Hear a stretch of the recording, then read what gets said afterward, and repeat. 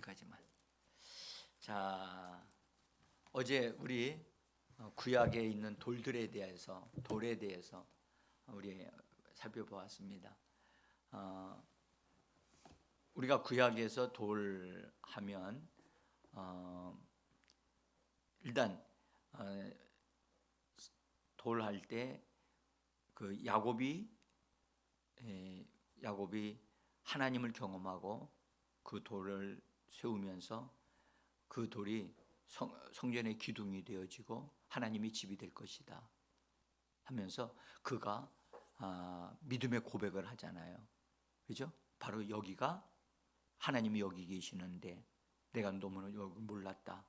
이곳이 하나님의 집이요 또 하늘의 문이다. 그렇게 고백을 했단 말이에요. 그런데 이것이 야곱이 하나님을 경험하고 난 믿음의 고백이에요.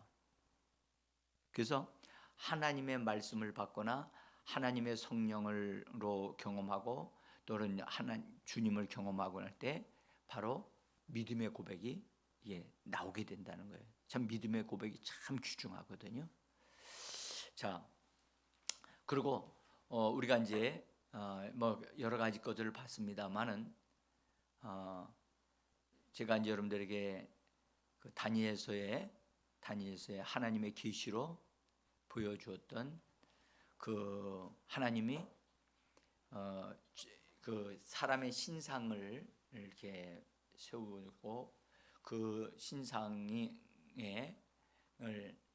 참 신기하게 생겼잖아요. 금으로부터 시작해서 은으로 생기고 노수로 철로 생겨가지고 노수로 생기고 철로 생겨서 이렇게 생긴 모습이 참 저는 그걸 보면서 그게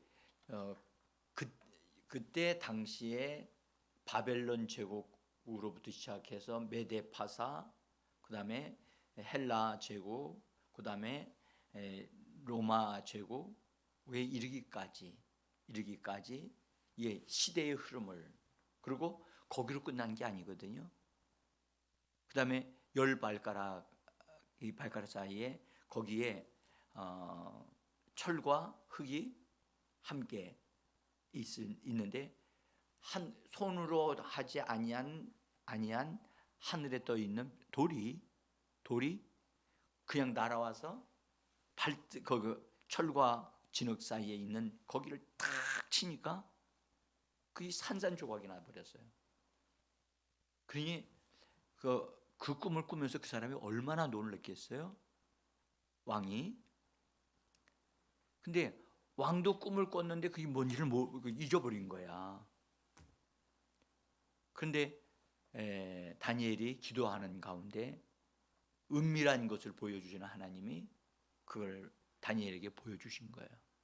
그 꿈은 하나님께로부터 왔다는 것을 말씀하고 있고, 다니엘이 그것을 꿈을 이렇게 보면서 이제 그 꿈이 시대의 흐름에 대한 것이라는 것을 이야기를 해주면서 거기에 시대 말에 이루어질 것까지 마지막 때에 하늘에 뜨인 돌이 그 신상을 친다고 하잖아요. 그건 심판하는 걸 말하거든요. 우리가 여기서 그게 하늘로부터 내려온 돌이거든요. 우리가 여기 이 돌이라고 하는 것이 구약에 이렇게 신비롭게 신기하게 이렇게 말씀하고 있다는 것이 정말 놀랍잖아요. 응? 그래서 다니엘은 종말 마지막에 되어질 것을 하나님의 계시로 본 사람이에요. 정말로 탁월한 영적인 지도자이고 하나님의 사람이었어요. 근데 그 돌에 의해서 그 신상이 깨져가지고 산산이 다 없어져 버리고 돌이 태산을 이루어가지고 땅에 충만하게 됐다는 그런 걸 뭐 제가 달리 어떻게 그걸 할 필요가 없을 것 같아요. 돌들의 세상이 된 거예요. 그러니까 우리가 이 시대, 우리가 살고 있는 이 시대가 끝나게 되어지면 진짜 산돌이신 예수 그리스도와 그분에게 속한 자들이 세상이 새롭게 열려진다는 것이 이미 구약 때로부터 이렇게 예시되어져 있고 그것이 우리에게 이제 현실화 되어질 거예요. 그러면 우리는 여기서 중요한 것을 이제 다시 한번 깨달아야 되는데, 우리가 지금 현재 이 교회 생활을 통해서 우리가 어떤 사람이 되어져 가야 되느냐.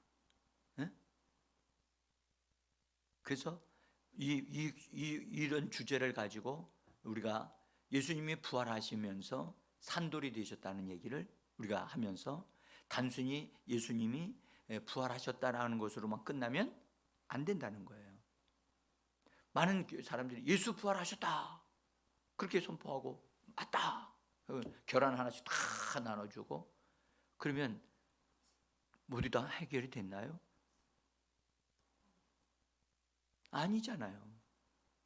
우리가 지금 부활 이후에 40일을 하면서 제가 여러분들 전하고 지금 주일날만 전한다 지금 제 입장에서 그러면 나머지 것들을 어떻게 전하겠어요 지금?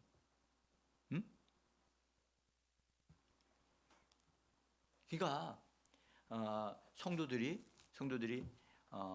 진짜 예수 그리스도 안에 이 신비로운 부분들을 너무 많이 얻어 누리지를 못하고 있는 거죠. 그래서 우리는 이런 부분에 대해서 저는 여러분들에게 부활에 대한 것들을 말씀드리면서 어떻게 해야 되느냐, 우리가 이 부분을 알고 배운 다음에 그것을 내 것으로 삼기 위하여 나는 그것을 얻기 위하여 침노해야 된다는 거예요. 그래서 어쨌든 하나님의 역사가 막 일어나는 것도 중요하고 예수 믿는 사람들이 막 생기는 것도 중요하지만 예수 믿고 교회 안에 들어와 있는 사람들이 진정으로 어떤 사람이 되어져야 하는가, 그들의 마음에 거룩한 불길이 막 불타올라서 그들이 하나님으로 인하여 예수 그리스도를 통해서 막 뜨거워져 가야 되는데 기적을 좀 보면 조금 뜨거워졌다가 기적을 그런 것이 보이지 않으면 냉랭해지고 교회도 기도하러 나오지도 않고 그것은 성경을 너무 모르는 그런 사람들의 처사라고 저는 봅니다. 그래서 제가 어쨌든 누가 듣든지 간에 이런 기회를 통해서 분명하게 말씀을 드릴 것은 드리고 들을 만한 사람은 귀 있는 자는 들을지어다라고 요한계시록에도 말씀하셨듯이 말씀을 그냥 말합니다. 말하고 실제로 우리가 반응하지 아니하면 하나님도 어찌할 수가 없어요. 우리가 분명한 것은 돌에 대한 부분을 보지만 예수님이 산돌이신데 사도 베드로가 이 진리를 깨닫고 그렇게 우리에게 말해서 오늘 읽었는데요. 산돌이신 예수에게로 너희가 들어가야 된다. 산돌이신 예수에게로 나가야 된다. 산돌이신 예수 안에 들어가 거기에 머물러야 되고 그분과 연합하여 하나 되어지는 일들이 계속해서 일어나야 한다. 그래서 우리가 뭐가 되어야 되느냐? 주님의 산돌이신 예수님에 의해서 그분의 것이 우리에게 흘러들어와 우리들도 산돌이 되어져야 한다. 성경은 분명히 이렇게 말씀하고 있단 말이죠. 그러니까 들어가느냐 안 들어가느냐는 성경을 많이 아느냐 모르느냐가 아니고 주님 안으로 들어가는 믿음의 행위, 믿음의 자원함, 이것이 필요한 거예요. 그것이 있어야 변화가 일어나고 그렇게 산돌이 되어지는 일이 벌어지거든요. 자, 어쨌든 오늘은 이제 신약에 나타나는 돌에 대한 말씀을 좀 어느 정도 좀 살펴보려고 합니다. 신약에 사복음서가 있죠. 사복음서 저기 우리 홍 집사님, 사복음서가 뭐가 사복음서죠? 요한복음이죠. 예. 근데 그 중에 공관복음이라는 게 있죠. 같은 관점에서 보는 복음서가 있는데 세 가지가 있어요. 뭐죠? 마태, 마가, 누가복음이에요. 예? 이걸 갖다 공관복음이라고 그래요. 거기에 이제 요한복음은 관점이 달라요. 그래서 이 땅에 사람으로 오신 예수님에 대한 것을 왕으로 오신 분으로 마태복음은 기록했고, 그 다음에 종으로, 신실한 종으로 이 땅에 와서 하나님의 일을 하시는 분으로 오신 분이 에 대한 기록이 마가복음이고, 그 다음에 온전한 사람으로, 인격자로 오신, 사람으로 오신 분을 기록한 것이 누가복음이고, 그래서 사람으로 오신 분으로서의 어떠함을 공통점으로 같이 기록한 것을 공관복음이라 이렇게 말합니다. 예? 그런데 요한복음은 뭐에 대해서 썼느냐? 사람으로 오신 분에 대한 것을 집중하지 않고 하나님의 아들로서 오신 그리스도를 기록하고 있어요. 근데 그분은 분명히 사람으로 나신 분이거든요. 근데 그분은 하나님의 아들로서 신성으로 충만하신 분으로서 이 땅에 오셨다 하는 것을 기록한 것이 요한복음이에요. 자, 그래서 이제 제가 요 부분을 말씀드린 거 이해가 되셨죠? 예.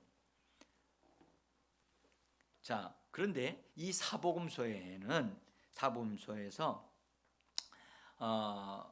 요한복음의 1장에서 시작을 하면서 예수님은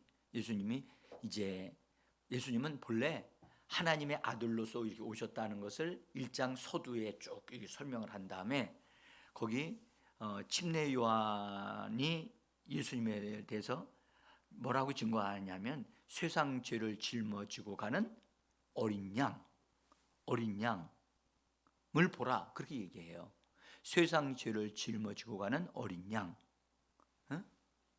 근데 그 어린 양은 그냥 어린 양이 아니고 그에게 비둘기가 임했다는 거야. 비둘기가 임했다. 어린 양이다.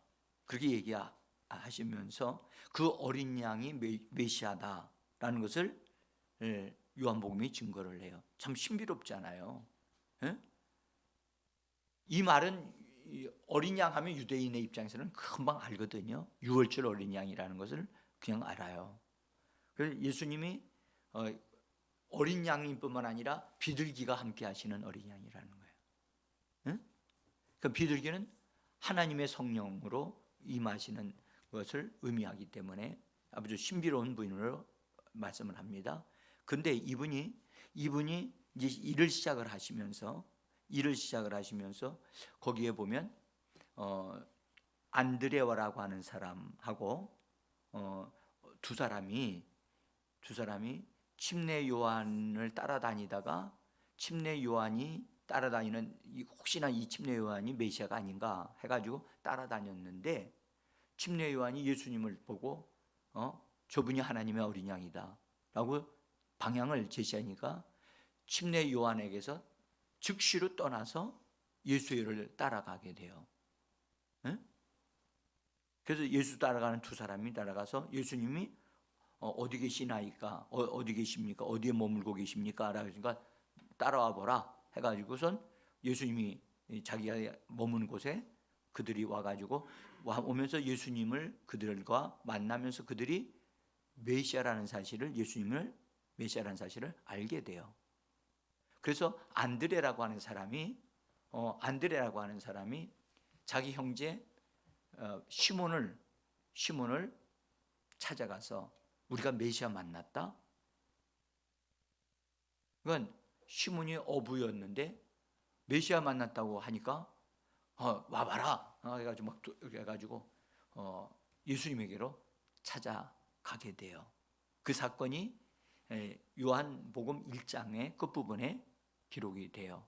그러면서 그 다음에 이제 제자들이 또 부름을 받는 거기 빌립도 그렇고 바돌로메도 그렇고 그런 사람들이 부름을 받는데, 어쨌든 그렇게 거기서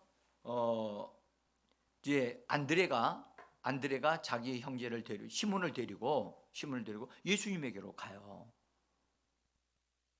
그러니까 어부였던 시몬이 어부의 생활을 잠깐 멈추고 예수님께로 안내를 받아서 이렇게 갔는데, 예수님이 시몬을 딱 보시더니 넌 요한의 아들 시몬이로구나. 그가 어디서 출생한 사람이라는 걸 정확하게 아시고 너는 장차 이름을 게바라 하리라 하신 말씀이 요한복음 1장 42절에서 나와요. 거기 한번 제가 써놨습니다. 종이에 한번 읽어봅니다. 데리고 예수께로 오니 예수께서 보시고 이르시되 네가 요한의 아들 시몬이니 장차 게바라 하리라. 게바는 번역하면 베드로라. 이제 이렇게 처음으로 신약 성경에서 돌이라고 하는 의미로 사용된 말이 여기 나오게 되어집니다. 이 게바라고 하는 이 아람어는 본래 돌이라고 하기도 하고 바위라고도 번역되어지는 그런 단어인데요. 이 단어는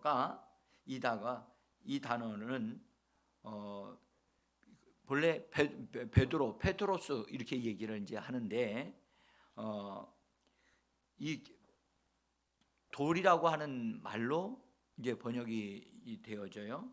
근데 이 사실은 이 돌이란 일반적인 돌보다도 사실은 깨어진 돌, 깨어진 바위, 그런 의미가 더 많습니다. 그러니까 돌이긴 돌이지만 깨어졌다는 거예요. 깨어져서 깨어진 돌이다. 그러니까 큰 돌은 아니고 큰 원석이 아니고 그래서 바위에서 깨지든지 돌에서 깨지든지 어쨌든 돌에 속한 자인데, 어쨌든 그런 의미로 예수님이 페트로스라고 게바라고 부르신 거예요. 근데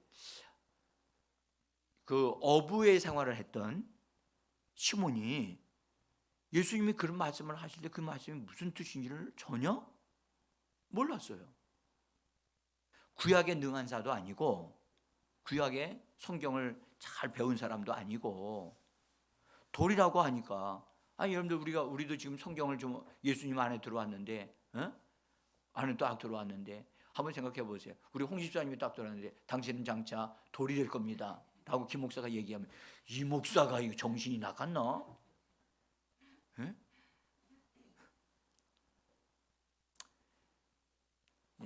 그러니까 예수님은 아주 분명하신 분이기 때문에 다른 소리를 안 하시잖아요. 정확하게 탁 된 얘기를 해주시니까 이 시몬이 공부도 많이 안 했고 또 하는 일이 어부니까 어부 생활을 하고 하니까 그런 부분에 이런 감각이 없었던 거죠. 근데 아마도 비범한 분이로구나, 예수님이 비범한 분이로구나, 보통 사람은 아니로구나 하는 정도는 알았을 거예요. 왜냐하면 그 사람의 장래에 대한 것을 말해줄 수 있다고 하는 것은 보통 사람은 할 수 없는 일이고, 선지자들, 그때 당시에 이스라엘 나라에서는 그렇게 말해줄 수 있는 사람은 선지자들 또는 선각자라든지 이런 사람들이나 할 수 있는 그런 거였거든요. 어쨌든 그래서 처음으로 돌에 대한 얘기를, 여러분들 예수님이 돌에 대한 얘기를 하신다? 자기에게로 나오는 사람에 대해서, 안드레의 전도를 받아가지고 나오는 사람에 대해서 너는 장차 돌이 될 것이라 하면 예수님이 이 땅에 오신 목적이 분명하게 보이잖아요. 응? 사람들을 만나고 사람들에게 은혜를 베풀고 하지만 예수님은 뭐를 얻기 위해서 지금 일을 하시려고 하시는 거죠? 이게 요한복음 1장에서 나온 얘기예요. 뭐를 얻으려고요? 돌들을 얻으려고 하는 거예요. 돌들을 얻어서 뭔가를 하려고 하시는 거예요. 응? 그러니까 어떻게 사람이 돌이 될 수 있겠어요? 그런데 예수님이 보시는 관점에서는 사람이 돌이 되어질 수 있고 그 돌들이 모여면 뭐가 된다? 건축되어지고 집이 지어진다.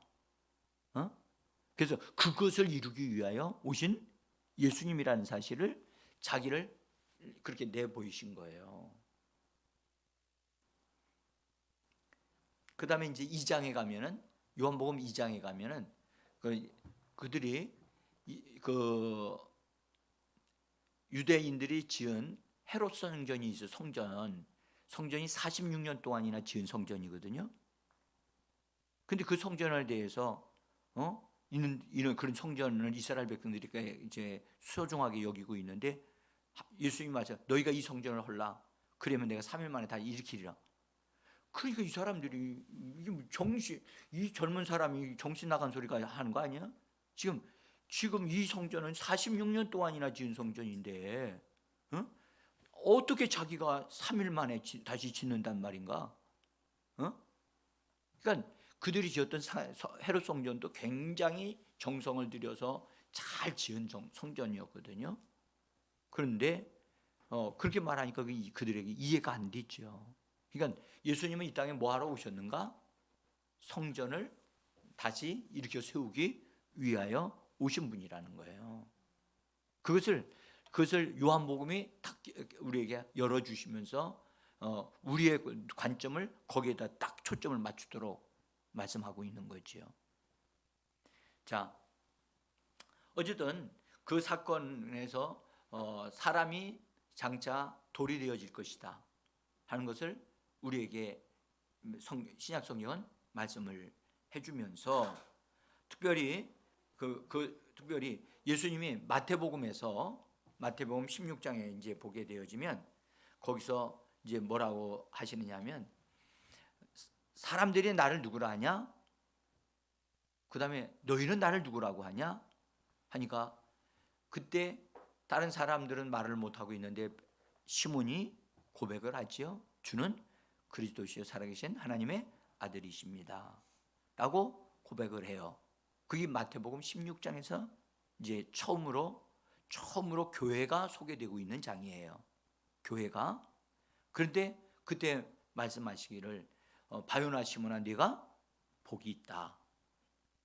그러나 이것을 너에게 알게 하니는 네 혈육이 아니라 네 능력이 아니라 하늘에 계신 내 아버지께서 너에게 알게 하신 것이다. 성령께서 알게 하신 것이다. 그러시면서 너는 페트로스다. 너는 페트로스다. 라고 하시면서 그 다음에 마지막에 이 반석 위에라고 할 때 이 반석을 거기서 언급을 하시는데 이 반석은 페트라라는 단어예요. 페트로스라고 하는 베드로를 의미한 게 아니라 페트라라고 하는 베드로라고 하는 이름과 거의 비슷하면서도 전혀 다른 단어를 예수님이 사용하셨어요. 이 반석 위에 이 페트라 위에 내가 내 교회를 세울 것이다 라고 말씀을 하셔요. 제가 왜 이런 말씀을 여기 드리느냐 하면 우리가 여기서 분명하게 알아야 될 것은 사람들이 베드로가 신앙 고백을 하면서 하나님이 베드로에게 교회에 대한 권위, 교회를 세울 수 있는 것을 하나님이 그에게 주셨다라고 사람들이 생각하는 사람들이 있다는 거예요. 그들이 주로 천주교인들이 그렇게 생각한단 말이에요. 근데 그게 성경에 그렇게 돼 있지 않다는 것을 제가 얘기하는 거예요. 그래서 천주교에서는 초대 교황이 누구라고 그러죠? 베드로예요, 베드로.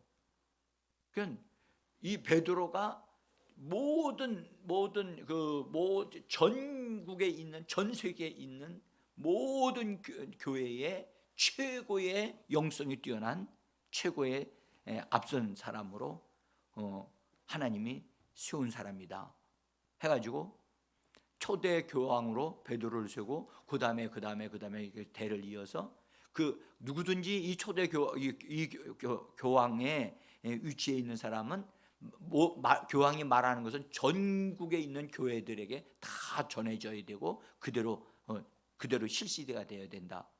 그렇게 그게 만들어져 가요. 그래서 그게 점점점 교회가 타락하는 길로 가게 돼요. 응?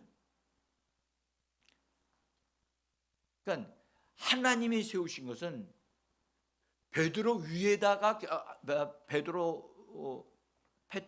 페트로스라고 하는 이 베드로에게 새 이름을 주시면서 그 위에다가 교회를 세우신 게 아니고 베드로가 신앙 고백을 했고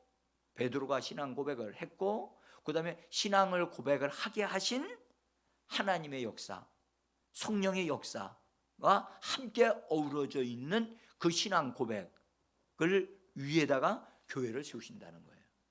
아멘. 그러니까 우리가 여기서 교회의 일원이 되어지려면, 교회의 한 지체가 되어지려면 어떻게 되느냐?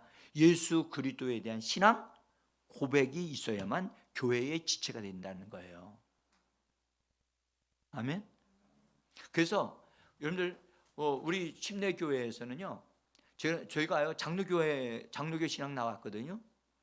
그래서 저도 장로교회에서 그 전도사하고 또 강도사 해서 목사 되어지기까지 거기까지 가려고 하다가 거기서 나오게 된 사람인데, 여러분들 우리가 알아야 될 것은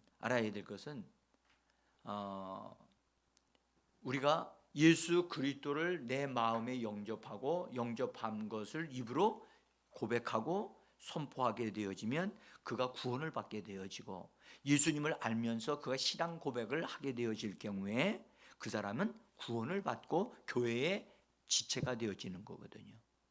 그리고 지체가 된 사람들이, 교회 안에 들어와 있는 구원받은 사람들이 나 자신을 정리하고 끝장내기 위해서, 또 내가 육체를 십자가에 끝장내고 예수와 함께 죽고 예수와 함께 다시 사는 그것을 몸으로 경험하기 위하여 예수님이 명령한 침례를 받는 거예요. 아멘. 한번 여쭤볼게요. 여러분은 침례를 받았어요? 세례 받았어요? 네? 침례 받았어요? 어떻게 알고 침례 받았어요? 처음에 알고 거기서 할 때. 그렇죠. 맞아. 순복음교회도 침례를 줬어요.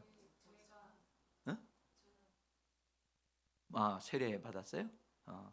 그래서 이제 올해 우리 교회에서 그 세례 받으신 분들도 침례를 다시 받을 수 있도록 제가 안내를 합니다. 그럼 왜 그럽니까? 그 세례를 저도 세례 받은 사람이잖아요. 세례 받았는데 받은 사람으로서 침례를 받으니까 너무 좋은 거예요. 예. 자기가 한 번 더 받아야 되겠다. 나는 그런 사람은 또 받아도 돼요. 모르고 받는 사람도 있잖아. 그냥 뭐 어떤 면에서 그렇죠. 모르고 받는 사람이 있어요. 그 사람은 침례의 의미를 정확하게 알고 나서 내가 이제 다시 한번 내가 그때는 모르고 받아서 내가 이면 다시 받아야겠다. 그래도 받아도 돼요. 그건 하나님의 말씀이 자기 몸에 이루어지는 놀라운 은혜가 임하는 것이기 때문에 그걸 성경에도 틀린 세례를 받았던 사람이 여러분들 그 사도행전 19장에 보면 바울이 예배소 지역에 가게 되어지는데 거기 그 아볼로 맞나요? 지금 갑자기 이름이 정확하게 나와야 되는데, 그 사람이 성경에 능한 사람으로, 그래서 성경을 참 잘 가르치는데 그 사람이 구약에 능한 사람이었어요. 그리고 그는 요한의 침례를 받았어요. 그리고 요한의 침례를 받고 나서 그가 하나님의 일을 시작을 한 사람이에요. 내 생각이 금방 이름이 정확하게 생각이 안 나서 말씀을 못 드리는데, 근데 그가 목회하는 곳에서 예수 믿는 그 목회하는 곳에서 모여가지고 모인 사람이 12명 정도 됐어. 그런데 거기에 그 사역자가 옮겨져 가면서 바울이 거기를 가서 물었어요. 너희가 예수를 믿었을 때, 너희가 믿을 때 성령을 받았느냐? 우리 성령이 있음도 알지 못한다. 그렇게 이야기를 해요. 제가 이거 한번 정확하게 보고서 말씀드릴게요. 아마 아볼로 맞아요. 아볼로가, 그래서 이제 아볼로가 본래 구약 성서학자거든요. 근데 어쨌든 이 사람도 굉장히 뛰어난 사람이었는데, 그래서 그들에게 물었을 때 그들이 우리는 성령도 계심을 듣지 못했다. 그래서 그럼 너희가 무슨 침례를 받았느냐? 하니까 우리는 요한의 침례라. 그러니까 바울이 그거는 이제 요한의 침례 받을 때는 준비하던 때이고 예수의 이름으로 침례를 받아야 된다 하고 그들에게 예수의 이름으로 받는 침례를 가르쳐 주니까 그들이 요한의 침례를 받았던 사람들이 다시 침례를 다시 받아요. 그러니까 모르고 받았던 것은 바르게 알고 나서 침례를 받을 수 있다고 하는 것을 성경은 얘기를 해주고 있는 거예요. 그러니까 다시 침례를 받는다고 하니까 어떤 사람들은 이걸 오해를 해가지고 저 교회는 말이야 세례를 인정을 안 하는 교회다, 이렇게 소문이 나면 안 되는 거예요. 저도 세례를 받고요. 나는 예수님의 제자 되는 것이 내가 가장 원하는 길이었거든요. 그런데 보니까 예수님 자신도 침례 받았단 말이에요. 물속에 들어갔다 나왔잖아요. 그렇죠? 근데 나는 침례가 아니고 세례를 받은 거야. 그래서 이거 뭐가 다르나? 그래가지고 그 분야에 대한 논문들을 제가 읽어보았어요. 읽어보니까 충격을 받았어요. 그래서 내가 예수의 제자가 돼야 되는 사람이 이거 세례 받은 거 가지고는 안 된다. 그래서 나 침례 받아야 되겠다. 그래서 침례 주는 교회 찾아갔어요. 그래서 침례를 받았어요. 그리고 장로교회에서 강도사가 시험을 볼 때 그 면접을 하거든요. 그때 세례를 줄 거냐 침례를 줄 거냐를 물어요. 그래서 나는 침례를 줍니다. 침례가 성서적입니다 라고 얘기를 하니까, 그러면 너는 우리하고 같이 할 수 없다. 그래서 뭐 할 수 없다는데 내가 거기 있을 수는 없잖아요. 그래서 거기서 나오게 됐고, 그래서 그러면 내가 어디에서 하나님의 일을 해야 될까? 해서 침례 주는 데를 살펴봤어요, 우리나라에. 그래서 그래도 침례 교단이 낫겠다. 그리고 침례 신학 대학도 있고 미국에서도 전 세계적으로 큰 교단도 함께하는 교회가 있기 때문에 여기가 좋겠다 해서 어떤 목회자도 알지 못하는 상태에서 저는 침례교회 안으로 들어왔어요. 제 동역자들은 다 장로교회에 있어요. 그렇게 해서 제가 침례교회를 시작을 하게 됐고 하나님의 여기까지 인도해 오신 겁니다. 응? 아이고 갑자기 왜 거기로 갔어? 자, 여기 어쨌든 우리가 여기 예수님이 마태복음에서 마태복음에서 16장에서 시몬이 신앙 고백을 할 때 너는 베드로라고 신앙 고백한 것을 통해서 이름을 페트로스라고 이름을 불러주신 거예요. 그리고 네가 고백한 그 신앙, 너를 그렇게 하도록 하시게 하신 하나님, 그 위에다가 내가 내 교회를 세우겠다. 이 반석 위에 내가 내 교회를 세우겠다고 말씀을 하셨죠.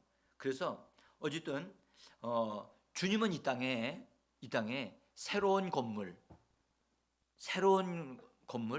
주님에 의해서 세워지는 건물을 지으려고. 근데 그 건물은 돌들로 인하여 세워지는 건물을 짓기를 원하셔서 그렇게 일을 하려고 시작을 하신 겁니다.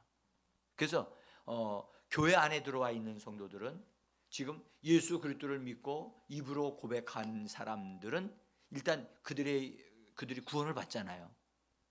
마음으로 믿어 의에 이르고 입으로 신하여 구원에 이르느니라. 예수가 나의 구세주이심을 고백하는 자들이 구원을 받으면 그 영이 구원을 받는 거예요.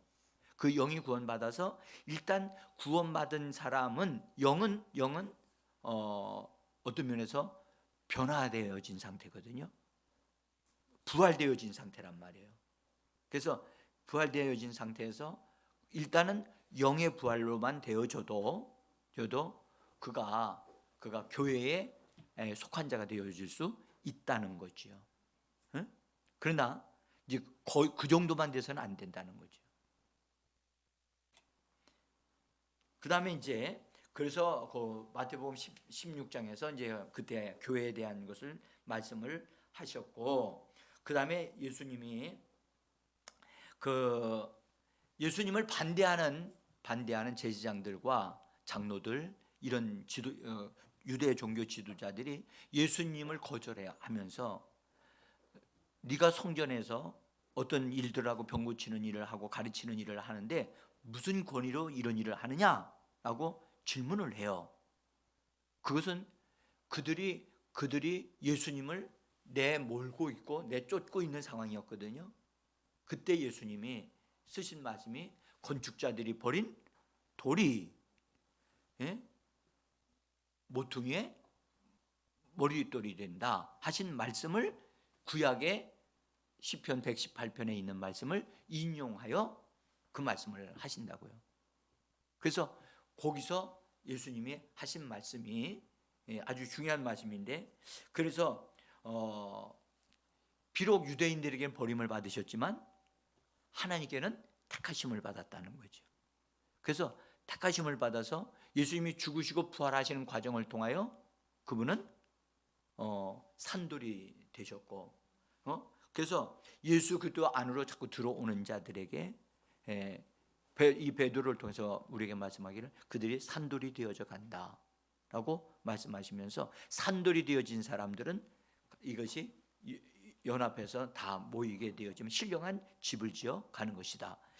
아주 거기까지 일단 거기 정도만까지 말씀을 드릴게요.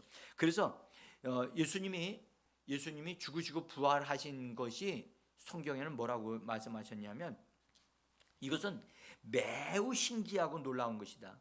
그래서 거기 마태복음 21장 42절에 있는 말씀인데요. 한번 거기 종이에도 써져 있고요. 한번 읽어볼까요? 예수께서 가라사대 너희가 성경의 건축자들의 버린 돌이 모퉁이의 머릿돌이 되었나니 이것은 주로 말미암아 된 것이요 우리 눈에 기이하도다 함을 읽어본 일이 없느냐라고 하시면서 그러니까 이 모든 것이 주님의 인도하심 속에서 이루어진 것이다라고 하면서 이거 신기한 것이다 얘기를 합니다. 모퉁이 돌이 여러분들 모퉁이들이 이쪽 모퉁이와 이쪽 모퉁이 거기 코너스톤인데 모퉁이 돌이 여기 양면을 연결시켜 주는 그런 모퉁이 돌이 많은 학자들이 이 모퉁이 돌이라고 하셨는데 이 모퉁이 돌이 기초 돌이냐 아니면 건물 꼭대기에 놓인 돌이냐.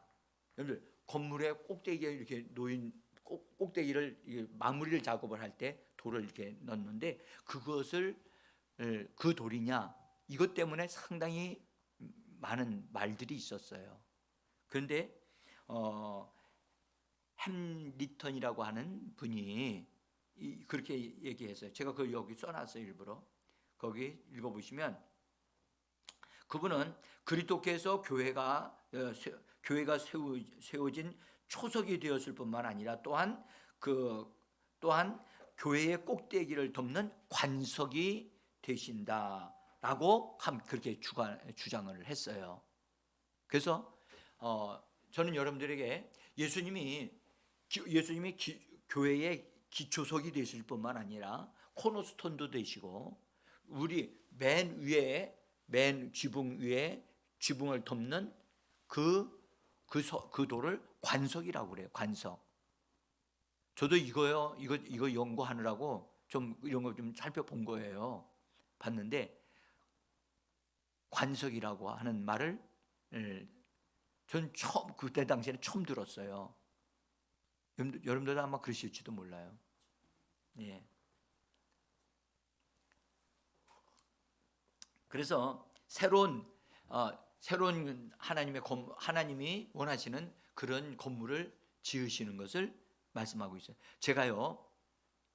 제가 교회를 시작할 때 저희가 이제 하나님의 교회를 시작할 때 하나님이 저에게 뭔가를 보여주신 게 있었어요. 응? 분명히 제가 본 것은 성막이었거든요. 교회였단 말이에요. 교회로 하나님이. 근데 제가 분명히 주님이 보여주셔서 하나님의 교회를 세우라고 하시는가 보다. 이제 그렇게 알겠는데 신기한 것은 이 널판들이 다 연결이 되어져서 그게 성도들로 연결되어져서 집이 지어졌는데 보니까 뚜껑이 없어. 뚜껑이 없어. 그래서 내가 이상하네. 건물을 짓는데 왜 뚜껑이 없지? 저는요. 그래서 이거 내가 뭔가 잘못 봤나? 근데 왜 뚜껑이 없을까? 근데 제가 나중에서 안 거예요. 나중에 안 건데 여러분들 교회는 뚜껑이 없어요. 여러분들 성막 보신 적 있어요? 성막? 그림으로 보셨잖아요. 그림으로 보면 거기 기둥들이 세워진 기둥과 기둥 사이에 천이 이렇게 갈라지죠. 천이 4가지 천이 덮여지거든요. 응? 그러면 천으로만 덮어지 뚜껑이 없어요. 그래서 나는 내가 하나님 앞에 하나님이 저에게 보여주신 것이 그래서 그때 저는 천으로 덮여져 있는 것이 그때 당시에는 제가 배운 것은 그게 뚜껑이라고 그래요. 이것 같이 제가 여겨졌거든요. 근데 그게 아니었던 거예요. 그래서 제가 맨 처음에 하나님이 그걸 보여주신 때 나 이상하다. 분명히 하나님의 교회가 당연히 모든 교회들마다 다 지붕이 다 있는데 왜 하나님이 나에게 보여주신 그것이 뚜껑이 없을까? 근데 나중에 제가 이 성경을 더 깊이 보니까 진짜 뚜껑이 없어요. 뚜껑은 여기도 말하자면 관석이라고 해서 주님 자신이 뚜껑이세요. 응? 자, 어쨌든 우리가 예수님이 우리의 기초 그냥 교회의 건물을 이거 제가요 얼마나 이것이 참 놀라운 경험이 있었냐면 저쪽 서울에서 목동에서 기도회를 시작할 때인데 그때 막 하나님의 역사가 막 일어났어요. 막 일어나고 있는 중이었는데 지금 이경희 권사님 계시죠? 네? 그분은 기도회를 참석 안 했어. 네. 그분은 그때는 그냥 교회 나오시는 분이었어요. 네? 근데 그분이 그분이 꿈에서 뭘 꿈을 꿨냐면 우리 교회에 대한 꿈을 꾼 거예요. 꿈을 꿨는데 그때에 이제 교회가 모여서 이제 기도회를 하고 있는 것을 꿈을 꾸시면서 교회 기도하는 사람들이 하나님을 향하여 막 외치면 그 소리가 하늘로 올라가 가지고 하늘에 있는 악한 영들을 뱀들을 밑으로 다 떨어지는 거야. 뱀들이. 근데 우리 교회가 서져 있는 바닥이 뭘로 되어 있느냐? 우리가 볼 때는 돌이야. 그분이 볼 때 집사님이 그때 집사님도 아니셨을 거야 아마. 어쨌든 바닥이 있는데 돌이야. 돌이 있는데 그 뱀들이 위에서 그 위에 보니까 우리가 막 기도하면 그 위에 그물 같은 게 하나 쳐져 있는데 거기에 다 걸려가지고 뱀들이 그냥 축축 늘어지는 거야. 근데 또 우리가 막 소리를 지르면 그게 뚝 떨어져 가지고 밑에 있는 바닥에 닿는데 닿는 것마다 다 불타버려 가지고 다 그냥 사라져 버리는 거야.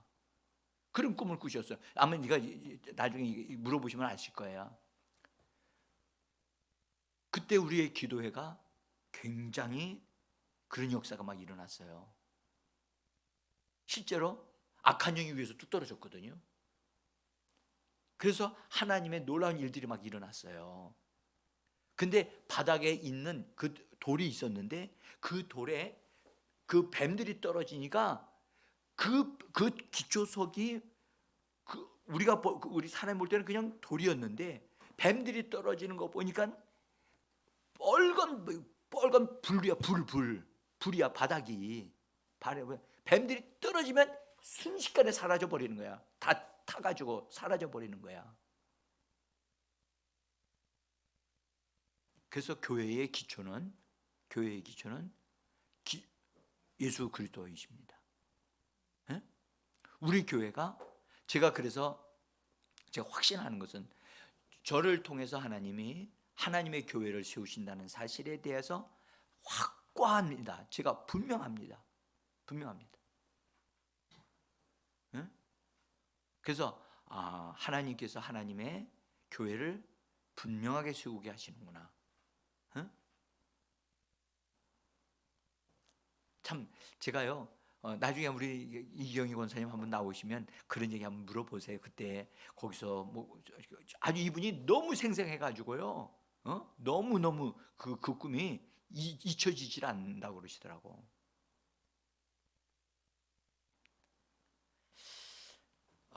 그래서 여러분들 우리가 교회는요 믿음의 고백을 한 페트로스 시몬이 너는 신앙 고백한 너는 베드로다. 신앙 고백한 너는 베드로다. 페트로스야. 너는 이제 변화된 사람이 됐고 신앙 고백을 했기 때문에 돌이 된 거야. 근데 주님 말씀하기를 베드로가 신앙 고백을 하게 한 그 고백의 근거에서 하나님이 알게 하셨고 성령으로 역사하심으로 이렇게 되어졌기 때문에 그 위에다가 내 교회를 세운다고 말씀하셨지 베드로 위에다가 교회를 세운다는 말씀이 아니었다는 것을 제가 분명하게 다시 한번 말씀드립니다. 그래서 여러분들 천주교회는 조직체로 돼 있어요. 교황 중심제로 해가지고 피라미드형으로 돼 있어요. 그러니까 모든 것이 거기 교황청에서 결정한 것이 전 세계에 있는 교회로 다 천주교회로 퍼지니까 그 일사불란한 것은 있죠. 근데 타락하게 되면 함께 다 타락하게 되어지니까 순식간에 무너지는 거예요.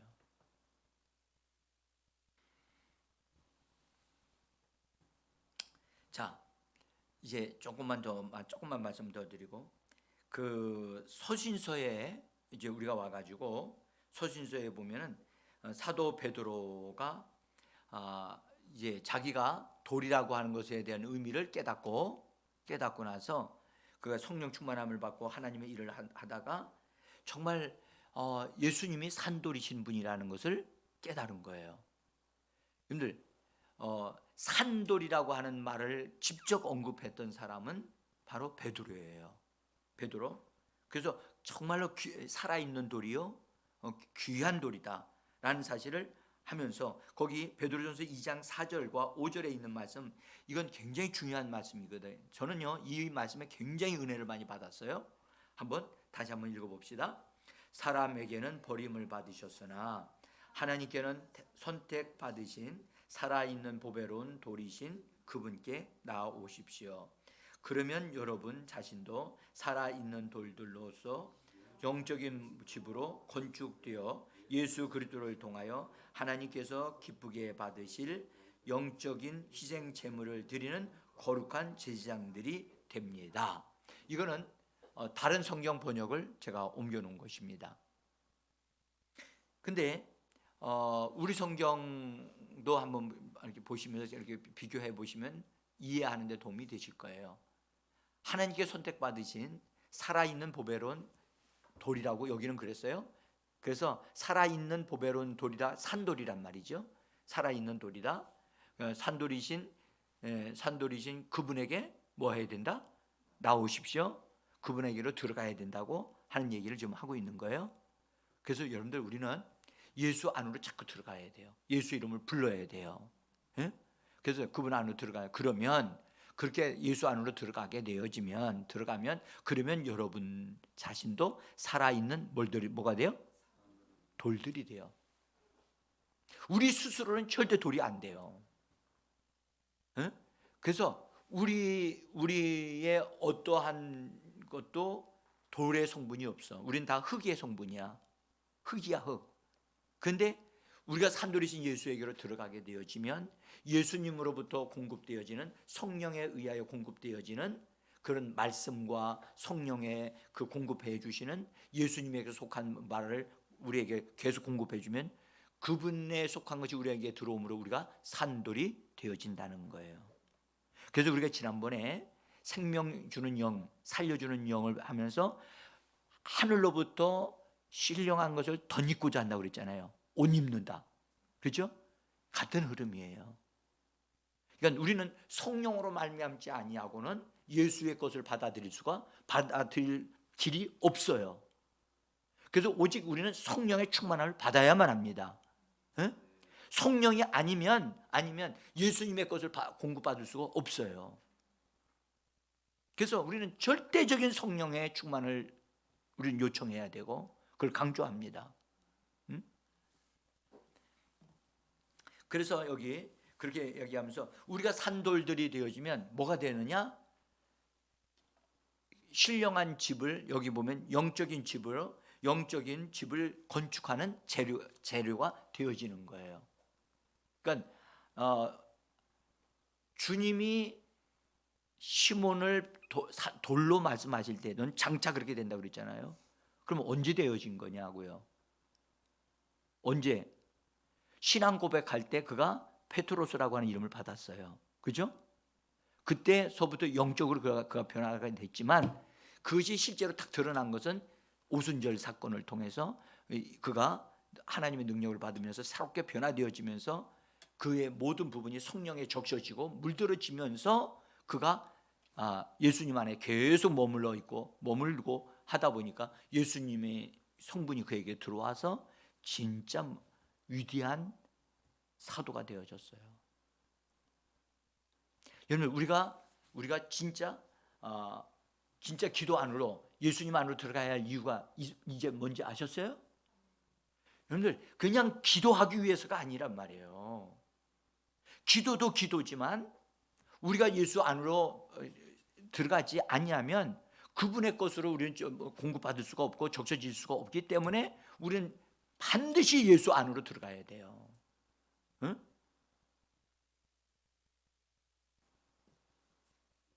자, 그래서 살아있는 돌로서 영적인 집으로 건축되어, 그렇죠?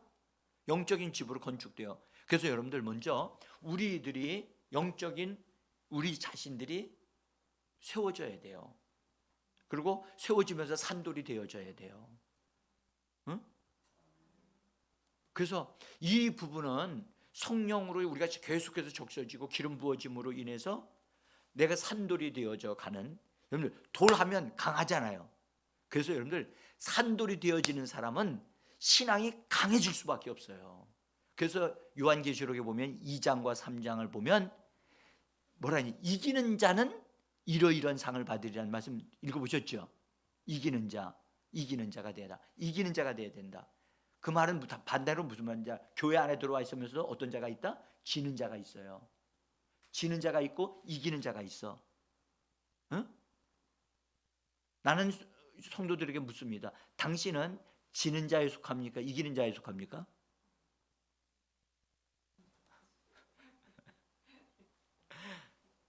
이기는 자가 되려면 내가 이기겠다 한다고 해서 이기는 게 아니라 이기신 예수 그리스도의 성분이 들어와야 우리는 마귀를 이기고 세상을 이기고 죄를 이기고 심지어 나 자신을 이긴다고요.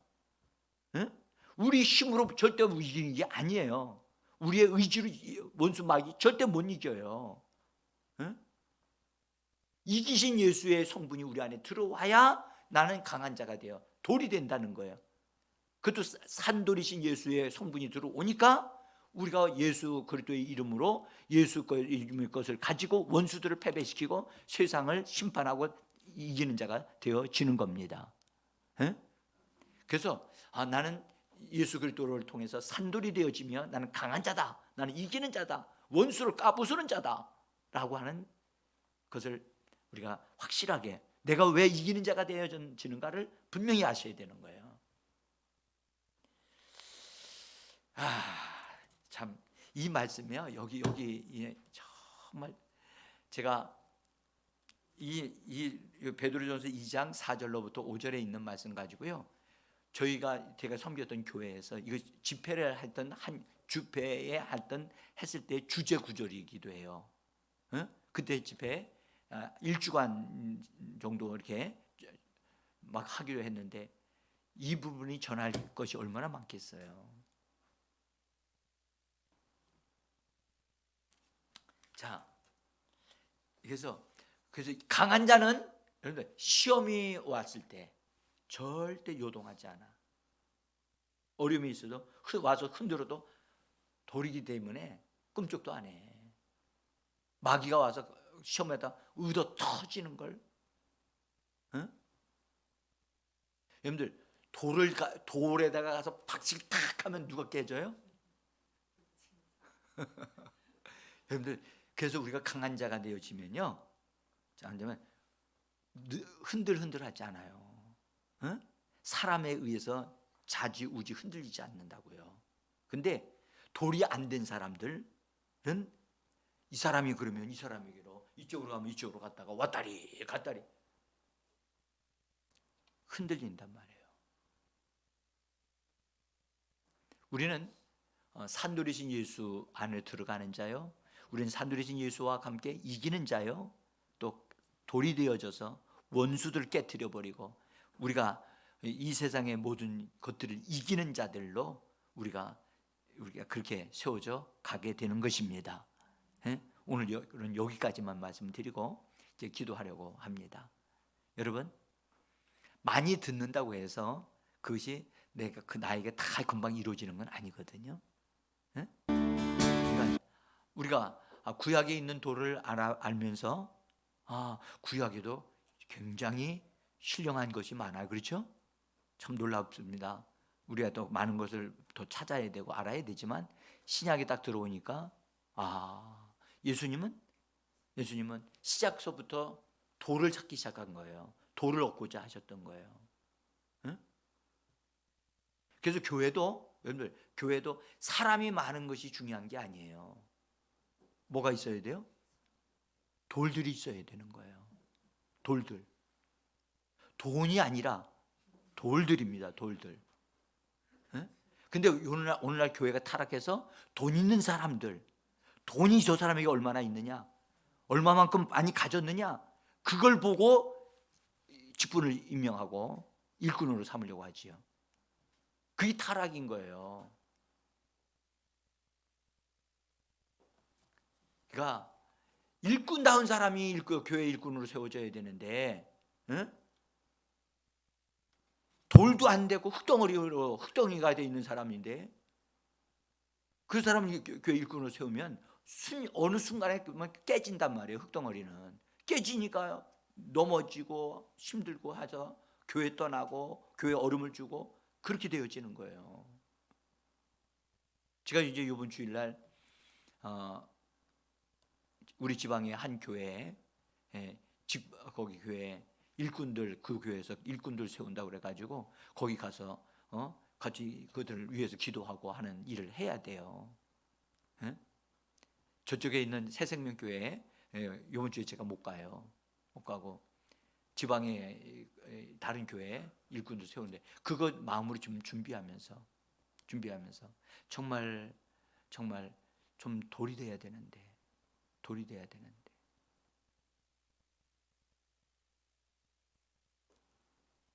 자, 이제 성경 보니까 조금씩 눈이 열립니까? 네? 재미있어집니까? 네. 그래요. 성경을 보면서 이거 참 재미있구나. 그래서 성경이 너무 좋아가지고 막 빨려 들어가야 돼. 근데 알지도 못하고 좋아만 하면 안 되고 정말 성경에 있는 말씀이 열려야 되는 거예요. 열려야 돼. 주님 보이나이다. 그렇게 됐으면 좋겠어요. 자, 우리 같이 이 말씀을 가지고 먼저 우리 자신들이 산돌이신 예수에게로 들어가는 주 예수를 자꾸 부르고 정말로 간절히 사모하고 기도합니다. 감사합니다. 산돌이신 주 예수여, 정말로 우리를 불러주셔서 흙덩어리였던